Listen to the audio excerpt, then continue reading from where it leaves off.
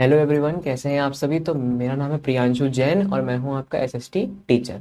आज हम पढ़ेंगे क्लास फोर्थ का चैप्टर नंबर 11। जल्दी से शुरू करते हैं। सबसे पहले आते हैं हम चैप्टर के नाम पे। इसका नाम है आर मेन इंडस्ट्रीज, मतलब हमारी बहुत सारी मेन इंडस्ट्रीज। सेल्फ सर्वे में आते हैं। फर्स्ट क्वेश्चन है, have you ever visited a factory. क्या आप कभी किसी फैक्ट्री गए हैं? तो उसका आंसर आपको पता होगा कि आप गए हैं कि नहीं गए। सेकंड क्वेश्चन आता है, what happens to the natural resource which we can not eat और यूज डायरेक्टली। कि ऐसा कौन सा नेचुरल रिसोर्स है जिसको हम यूज नहीं कर सकते डायरेक्टली। तो उसके बारे में आगे पढ़ेंगे। जल्दी चैप्टर को शुरू करते हैं। Industry. An industry is a group of manufacturers that produce a particular kind of goods or services. एक इंडस्ट्री एक ऐसा ग्रुप ऑफ मैन्युफैक्चरर्स होती है जो कि अलग अलग particular kind of goods and services को प्रोड्यूस करते हैं, बनाते हैं। In the preceding chapters, we have learnt about minerals such as iron, coal, and manganese. We have learnt about agricultural products like jute, cotton, sugarcane, and coffee. These minerals and agricultural products are called raw materials. They are to be converted into finished goods such as steel, cotton, cloth, sugar, etc. for our use. अब जो हमारे पिछले chapters थे उनमें हमने minerals के बारे में पढ़ा, जैसे कि हमारा आयरन हो गया, कोल हो गया और मैंगनीज हो गया। अब हम पढ़ेंगे इसमें एग्रीकल्चर प्रोडक्ट्स के बारे में। हमने पहले ही पढ़ा था, जैसे कि हमारा जूट, कॉटन, शुगर केन और कॉफ़ी हो गया। अब ये जो मिनरल्स हैं, एग्रीकल्चर प्रोडक्ट्स हैं, इनको हम रॉ मटेरियल बोलते हैं, मतलब कच्चा माल, जिनसे हम बाद में कन्वर्ट करके फिनिश्ड गुड्स बनाते हैं। ऐसे गुड्स जिनको हम यूज़ करते हैं, जैसे कि आपका कंप्यूटर हो गया या फिर जिससे मैं रिकॉर्ड कर रहा हूँ कैमरा से, वो हमारा हो गया फिनिश्ड गुड। और जिस प्लास्टिक से या फिर जिस आयरन से या फिर जिस ग्लास से उनकी चीज़ें बनी है, वो हमारा हो गया रॉ मटेरियल। अब ये जो है, इसमें हमारी बहुत सारी चीज़ें आती है, जैसे कि स्टील, क्लॉथ, शुगर, ये हमारे हैं फिनिश्ड गुड्स की हम इनको यूज़ कर सकते हैं। Raw materials are converted into finished goods in a factory. The process of making particular products using machines in a factory is called manufacturing. अब रॉ मटेरियल्स को जो है हम फिनिश गुड में कन्वर्ट करते हैं एक फैक्ट्री में, और इस प्रोसेस को करने के लिए हम फैक्ट्री यूज इसलिए करते हैं ताकि अच्छे से हमारा काम हो सके, और इस प्रोसेस को हम बोलते हैं manufacturing. Factors of producing in industries. The main factors of producing और inputs in an industry are. अब ऐसे कौन कौन से मेन फैक्टर्स हैं प्रोडक्शन के या फिर इनपुट के जो एक इंडस्ट्री में ज़रूरी होते हैं। सबसे पहला है लैंड। लैंड यानी ज़मीन, आप किसी ज़मीन पे ही तो अपनी फैक्ट्री लगाओगे। दूसरा है रॉ मटेरियल। फैक्ट्री लगने के बाद आपको जो है रॉ मटेरियल की बहुत ज़रूरत पड़ेगी, जो कच्चा माल है, क्योंकि उससे ही आपका सारा का सारा सामान बनेगा। फिर आती है लेबर। लेबर होते हैं आपके मजदूर। मजदूर यानी जो आपका सारा का सारा काम करते हैं, जो मशीन को चलाते हैं, जो आपकी मशीन के अंदर रॉ मटेरियल को रखते हैं और फिनिश गुड जो होता है उसको ट्रांसपोर्ट करने में हेल्प करते हैं, वो सारे लोग। फिर आती है कैपिटल। कैपिटल यानी पैसा। अब इन सब चीज़ों को खरीदने के लिए पैसा भी चाहिए होगा, तो पैसे को हम कैपिटल बोलते हैं बिजनेस की भाषा में। फिर आती है मशीनरी। अब ये जो हमारा रॉ मटेरियल है, इससे हम फिनिश्ड गुड बनाएंगे, तो उस फिनिश्ड गुड को बनाने के लिए कुछ मशीन भी तो चाहिए होगी ताकि ठोका पीटी हो सके, प्रॉपर प्लास्टिक को उस आकार में बनाया जा सके जिस आकार की आपकी चीज़ बनेगी। फिर आता है एंटरप्रेन्योरशिप पे। एंटरप्रेन्योरशिप होती है आपकी बिजनेस माइंडसेट, कि आपको किस तरह से अपना बिजनेस चलाना है, किस तरीके से प्रॉफिट और लॉस आपको मैनेज करना है, मतलब कितना मुनाफा हुआ या फिर हमारा फायदा हुआ या फिर हमारा कितना नुकसान हुआ, इन सबको मैनेज करना एंटरप्रेन्योरशिप बोलते हैं। Land. It is a gift of nature. We need land for installation of machinery, storage of raw materials and finished goods, waste disposal and offices in the industry. अब लैंड एक ऐसा gift of nature है जहाँ पे हम installation कर सकते हैं मशीन का, रॉ मटेरियल स्टोर कर सकते हैं और फिनिश गुड को भी स्टोर कर सकते हैं, ताकि हम वेस्ट डिस्पोजल और हमारे ऑफिसेज हैं उनको भी हम वहाँ पे डाल सकते हैं। हमारा वेस्ट जो है वो लैंड पे ही डिस्पोज होता है, हमारे ऑफिस और इंडस्ट्री जो है वो भी लैंड पे ही बनते हैं, और जो हमारे स्टोरेज या वेयर हाउसेज बनते हैं वो हमारे लैंड पे ही बनते हैं जहाँ पे हमारे रॉ मटेरियल्स और फिनिश गुड्स होते हैं। अब बात आती है रॉ मटेरियल्स की। Raw material is the basic commodity used in manufacturing a finished product. Raw materials are obtained from plants like cotton, rubber, sugarcane and wood. Raw material एक basic commodity होती है किसी भी मैन्युफैक्चरिंग कंपनी में, ताकि हम उससे एक फिनिश्ड प्रोडक्ट बना सके। रॉ मटेरियल्स प्लांट से ऑब्टेन करते हैं, जैसे कि हमारा कॉटन हो गया, रबर हो गया, शुगर केन हो गया एंड वुड हो गया। कॉटन से आप क्या बनाओगे? कपड़े। रबर से आप क्या बनाओगे? इरेजर। शुगर केन से क्या आप बनाओगे? Jaggery and sugar. And would say आप क्या बनाओगे? टेबल, चेयर, बेड, सोफा और एटसेट्रा एटसेट्रा, क्योंकि वुड से बहुत सारी चीजें बनती हैं। एंड मेन थिंग जो आप अभी यूज कर रहे हैं, pencil. Some can be extracted from the earth like metals or minerals, and some of them are obtained from animals like silk, leather, etc.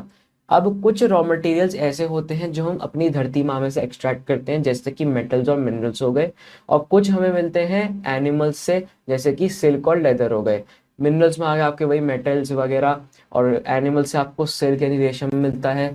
Silk आपको मिलता है किससे? एक ककून से। और लेदर कैसे मिलता है आपको? बहुत सारे अलग अलग वाइल्ड एनिमल्स से, जैसे कि आपको लेदर मिल जाएगा स्नेक का, है ना। आपको लेदर मिल जाएगा स्नेक का, और बहुत सारे एनिमल्स होते हैं उनसे आपको लेदर मिल जाता है। Leather is basically a skin. India is the seventh largest steel producer in the world. The famous Tata iron and steel company और TISCO is the biggest steel company of India. अब India seventh largest steel producer है पूरे world में, और जो famous company है India की उसका नाम है Tata iron and steel company. और ये सबसे बड़ी कंपनी है लेकिन इंडिया के अंदर। वर्ल्ड के अंदर सेवेंथ लार्जेस्ट प्रोड्यूसर है इंडिया, किसका? आयरन एंड स्टील का। Labour. Labor is required in the form of workers, managers, scientists and engineers to run an industry. अब जो लेबर होती है वो क्यों रिक्वायर होती है? एक तो वर्कर्स के फॉर्म में, जो लोग अपने सारे के सारे अनस्किल्ड या फिर स्किल्ड काम करते हैं, जो हम अपने पूरी की पूरी हमारा रॉ मटेरियल से फिनिश गुड बनाते हैं। फिर आते हैं मैनेजर्स। मैनेजर्स होते हैं जो वर्कर्स को मैनेज करते हैं, वर्कर्स को बताते हैं कि आपको ये काम करना है, आपको ये काम करना है। वर्कर्स होते हैं वो एक्चुअली में काम करते हैं। फिर आते हैं साइंटिस्ट। साइंटिस्ट होते हैं जो रिसर्च करते हैं कि भाई इस चीज़ के लिए ये सही है कि नहीं, इस चीज़ में ये अगर हम डालेंगे तो उससे कुछ रिएक्शन तो नहीं होगा, यही सब चीज़ें। फिर आते हैं इंजीनियर्स। इंजीनियर्स होते हैं जो प्रॉपर एक फॉर्मेटिकली डिसाइन करते हैं एक किसी भी मशीन को या फिर किसी भी रॉ मटेरियल को। अब मेरे सामने सपोज आप मान लीजिए कंप्यूटर रखा है, तो उस कंप्यूटर को किसी इंजीनियर ने डिजाइन किया होगा कि भाई इसमें यहाँ पे स्क्रीन लगेगी, यहाँ प्लास्टिक लगेगी, यहाँ बटन लगेंगे, ऐसे। अब आते हैं कैपिटल पे। Capital means money. आपको बताया था मैंने, कैपिटल को मनी बोलते हैं। It is needed to run the factory. We need money to purchase machinery, land and raw materials, to pay wages and to meet other expenses. अब capital का मतलब मैंने बताया आपको मनी होता है। मनी को हम कैपिटल अपनी बिजनेस की भाषा में बोलते हैं। वो क्यों जरूरी है? ताकि हमारी फैक्ट्री आराम से चल सके। हमें मनी चाहिए होती है मशीनरी परचेज करने के लिए, लैंड परचेज करने के लिए, रॉ मटेरियल परचेज करने के लिए, और लोगों को उनकी तनख्वाह देने के लिए, और अपने भी और सारे खर्चे बियर करने के लिए।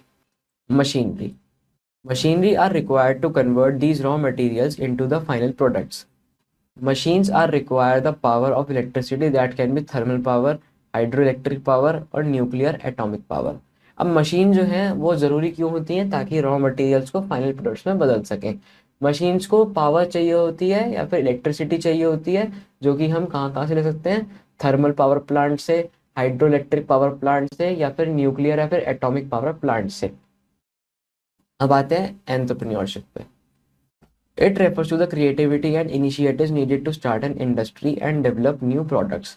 It includes the risk taken by the promoters of the factory in starting and running it. Once the products are ready, transport is required to take them to different parts of the country.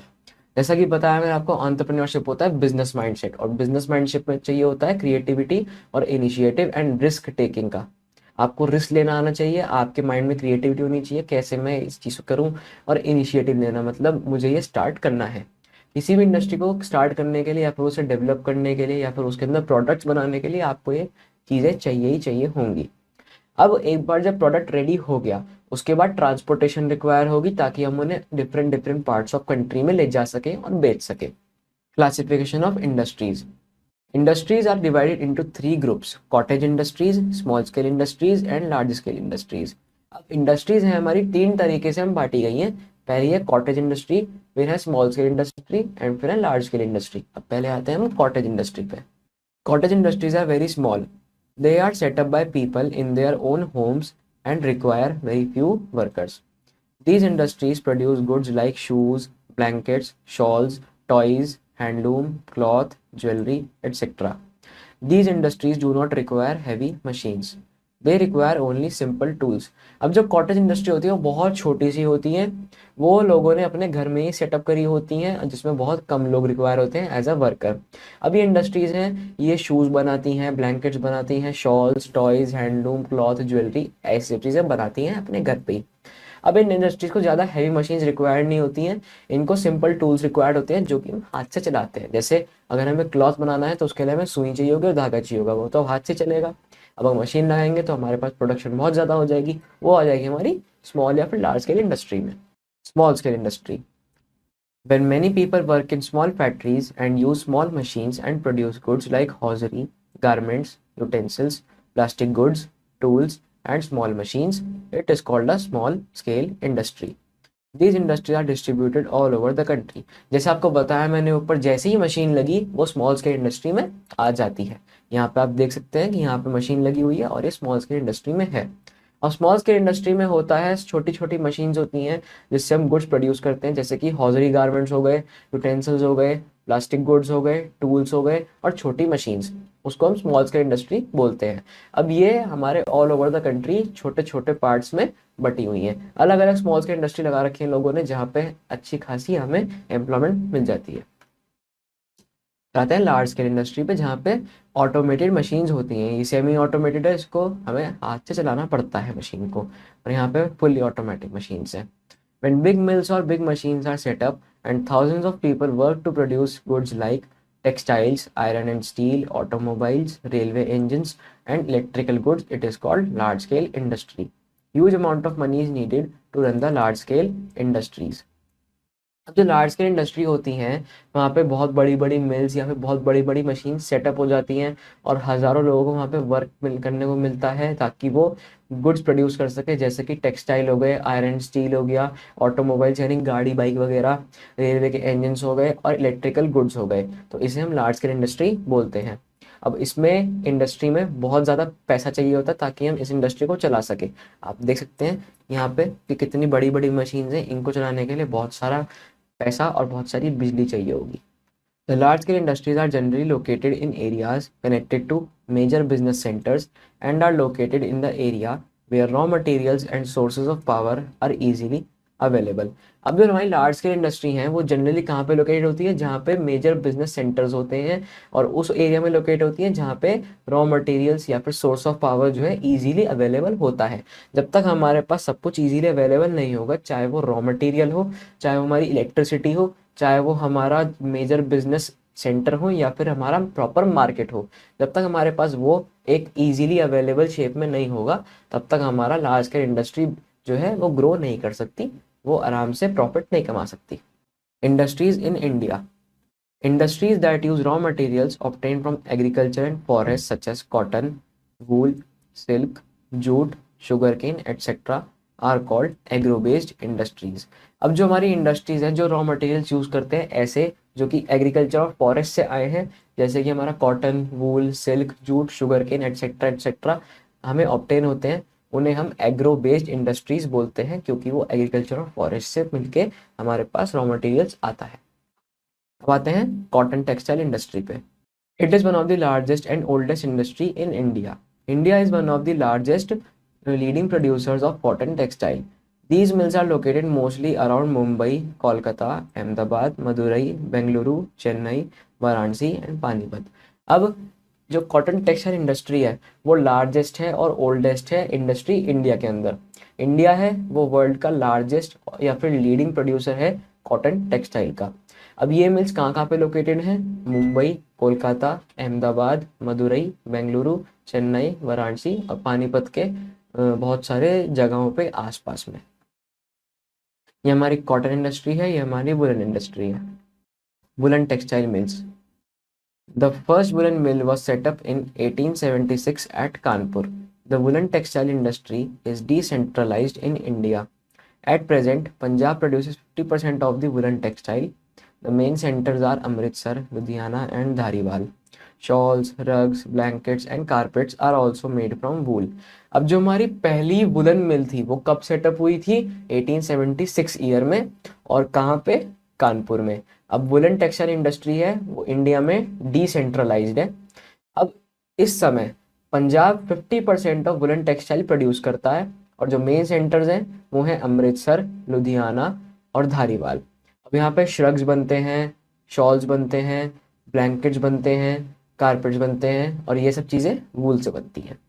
Silk textile mills.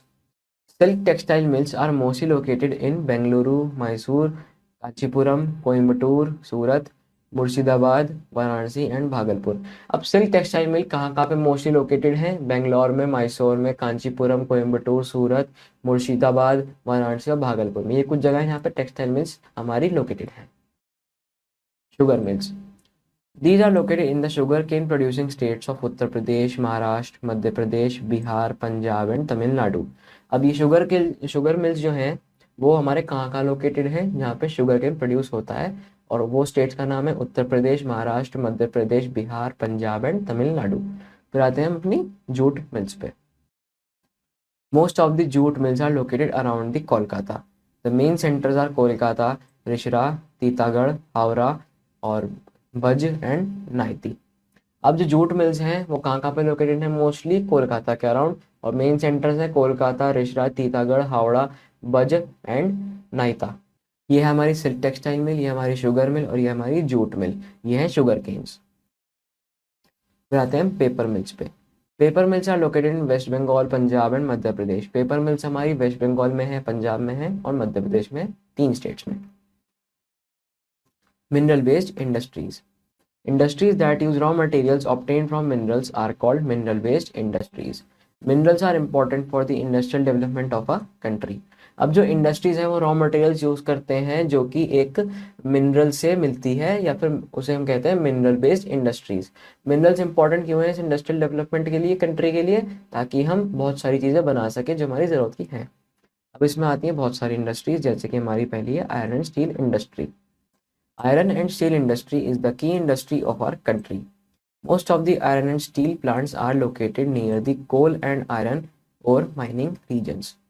The first iron producing unit was set up at Porto Novo in Tamil Nadu in 1830. The main centers in Bhilai, Jamshedpur, Bokaro, Durgapur, Rourkela, Banpur and Salem. अब iron steel industry जो है वो एक की industry है, बहुत important industry है हमारी कंट्री के लिए। अब मोस्ट ऑफ द हमारा आयरन स्टील प्लांट जो है वो लोकेटेड है कोल और आयरन माइनिंग रीजन्स के पास, जहाँ पे कोल और आयरन की माइनिंग होती है। अब फर्स्ट आयरन प्रोड्यूसिंग यूनिट हमारी कहाँ सेटअप हुई थी? पोर्टो नोवो में। कहाँ पे? तमिलनाडु में। कौन से ईयर में? 1830 में। अब जो मेन सेंटर्स हैं वो हैं भिलाई में, जमशेदपुर में, बोकारो में, दुर्गापुर में, रुड़केला में, बर्नपुर में और सेलम में। ये हमारी आयरन स्टील इंडस्ट्री। यहाँ पे लोहा कट रहा है, आप देख सकते हैं।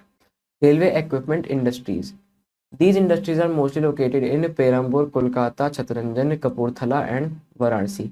अब ये इंडस्ट्रीज जो है मोस्टली पेरम्बूर में पाई जाती हैं, कोलकाता में, छतरंजन में, कपूरथला में और वाराणसी की जैसी जगहों में।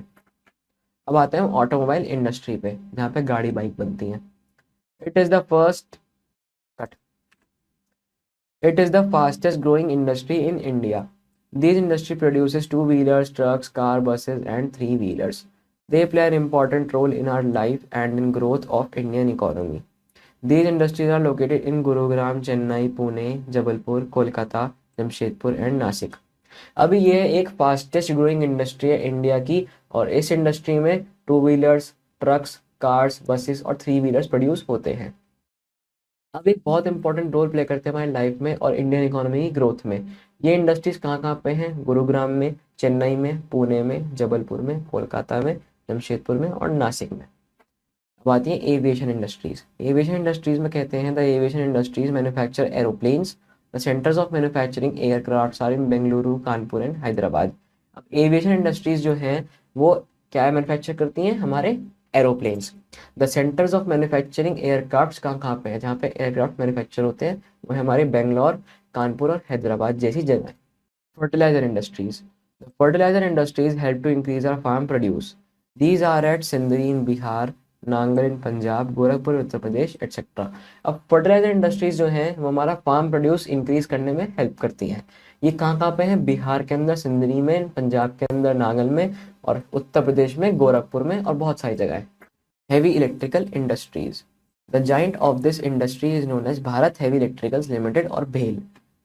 It produces a large number of generators, transformers, water turbines, steam turbines, etc.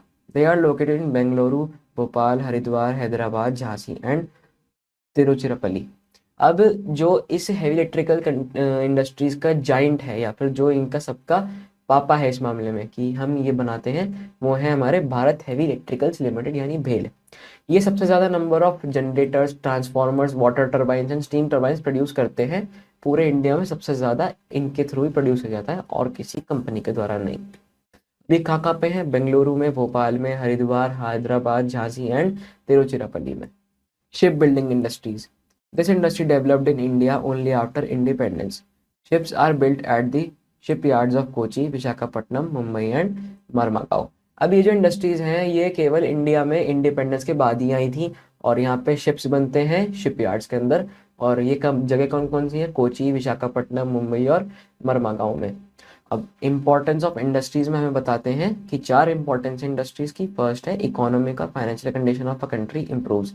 Industry के हमारे जितने भी फायदे हैं उनमें से मेन फायदा है कि हमारी कंट्री की इकोनॉमिक और फाइनेंशियल कंडीशन इंप्रूव होती है। Most of the people get employment. अब ज़्यादातर लोगों को एम्प्लॉयमेंट इंडस्ट्रीज़ की वजह से ही मिलता है क्योंकि बहुत सारी हमारी इंडिया की जनता अनस्किल्ड है, अनएम्प्लॉयड है। Industries are very essential for the progress of a nation. Industries बहुत एसेंशियल होती हैं किसी भी नेशन की प्रोग्रेस के लिए। Industries help in improving the living standard of people. अब इंडस्ट्रीज हेल्प करती है किस में? लिविंग स्टैंडर्ड इंप्रूव करने के लिए। किसका? लोगों का। इसी के साथ हमारा चैप्टर खत्म होता है। फटाफट से क्विक रिव्यू पढ़ते हैं फिर आगे चलते हैं। Raw materials are converted into finished goods in a factory. Raw materials को कन्वर्ट करा जाता है फिनिश्ड गुड्स में। किस में? फैक्ट्री में। Labour is required in the form of workers, manager, scientist and engineers to run an industry. Labour क्यों require होती है? हमारे किसी भी फॉर्म ऑफ वर्कर्स, मैनेजर्स या फिर साइंटिस्ट के फॉर्म में, फिर इंजीनियर्स के फॉर्म में, ताकि एक इंडस्ट्री को रन कर सकें। Industries are divided into 3 groups: cottage industry, small scale industry and large scale industries. Industries को हमने 3 ग्रुप में डिवाइड किया हुआ है: कॉटेज में, स्मॉल स्केल में, लार्ज स्केल में। Cottage industries are very small. They are set up by people in their own homes and require very few workers. अब कॉटेज इंडस्ट्रीज जो है वो बहुत छोटी छोटी होती हैं। ये लोगों ने अपने घर में सेटअप करी हुई हैं और इनको ज़्यादा कुछ रिक्वायर नहीं होता, बस कुछ फ्यू वर्कर्स एंड छोटी सी हमारी मशीन जो कि हम हाथ से यूज़ करते हैं। फिर आते हैं India is one of the largest या फिर leading producers of cotton textile. India जो है वो एक लीडिंग प्रोड्यूसर है कॉटन टेक्सटाइल का वर्ल्ड में। The aviation industries manufacture airplanes. अब एविएशन इंडस्ट्रीज जो है वो एयरप्लेन्स मैन्युफैक्चर करती हैं, फिर एरोप्लेन्स मैन्युफैक्चर करती हैं। इसी साथ हमारा क्विक रिव्यू एंड चैप्टर खत्म होता है। अब जल्दी से आते हैं अपने क्वेश्चन आंसर्स पे। तो क्वेश्चन आंसर में पहले हमारे पास है टिक द करेक्ट आंसर या फिर डार्कन द करेक्ट ऑप्शंस। तो फर्स्ट क्वेश्चन है large scale industry employees dash. तो बहुत सारे वर्कर्स को वो लोग एम्प्लॉयमेंट देते हैं, तो इस option A is the correct answer, thousands of people. Sugar cane producing states are Punjab, Uttar Pradesh and Maharashtra. बिल्कुल तीनों है, तो इसका आंसर है option D, all of these is the correct answer. Question number 3, vehicles are made in dash. Vehicles कहाँ बनते हैं? Automobile industry में, so option C is the correct answer. Cotton is used in dash. अब cotton कहाँ पे use करते हैं? Cotton से शुगर तो बनती ही नहीं, कॉटन से ना सीमेंट बनता और ना कॉटन से हमारी गाड़ी बनती। कॉटन से बनती है हमारी टेक्सटाइल यानी कपड़े, तो इसका आंसर है option B is the correct answer. Utensils, clothes, furniture, electrical and plastic goods are made by कौन सी इंडस्ट्रीज? स्मॉल स्केल इंडस्ट्रीज, क्योंकि ये छोटे छोटे सामान हैं, इनको बनाने के लिए स्मॉल स्केल इंडस्ट्री चाहिए होते हैं, तो option B is the correct answer. हम आते हैं अपने नेक्स्ट पार्ट पे। Choose the correct words from the box and fill in the blanks. तो फर्स्ट क्वेश्चन कहता है dash are required to convert the raw materials into the final products. तो ऐसी क्या चीज़ है जिससे हम अपने रॉ मटेरियल को एक फाइनल प्रोडक्ट में बदल सकते हैं? इसका आंसर है मशीन्स। मशीन्स ही ऐसी चीज़ होती हैं जो हमारे कच्चे माल को पक्के काम में बदल देती हैं। The dash industries help to increase our farm produce. ऐसी कौन सी इंडस्ट्रीज हमारा फार्म प्रोड्यूस इंक्रीज करने में हेल्प करती है? फार्म प्रोड्यूस कैसे इंक्रीज होगा? जब उसमें कुछ हम खाद वाद डालेंगे, फर्टिलाइजर डालेंगे।